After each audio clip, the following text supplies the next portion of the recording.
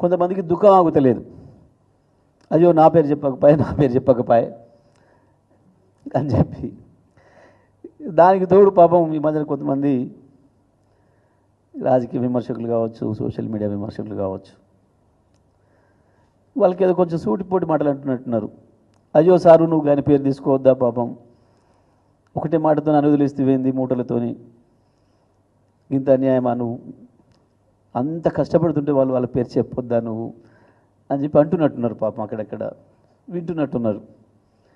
ఇంట్లో కూడా అన్నరే, అయ్యో ఏంది నీ పేరే తీసుకోలేదు, నువ్వు పొద్దున్న లేస్తే కేసీఆర్ పేరే తలుస్తున్నావు, 16 నెలలు 17 నెలలుగా ముఖ్యమంత్రి కాకముందు తలిసినావు, ముఖ్యమంత్రి అయిపోయాక కూడా కేసీఆర్ పేరు తలవని రోజు లేదు. నువ్వు సరే ఎట్ట తెలుసుకున్నావో, లాగు వీక్తానన్నావో, అంగి వీక్తానన్నావో, కనుగుళ్ళు వీక్తానన్నావో, పేగులు వీక్తానన్నావో, ఏదో పద్ధతులు అయితే తలుసుకుంటున్నావు రోజు.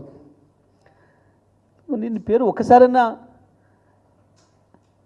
తలుసుకోకపోయాని బాధపడుతుంటున్నావు. నేను నీ పార్టీ ఎమ్మెల్యేలు, నీ పార్టీ మంత్రులు నీ పేరు గుర్తుపెట్టుకోవట్లేరు, పిలుస్తలేరు. ఆ అక్కసు ఇవాళ కనబడుతుంది.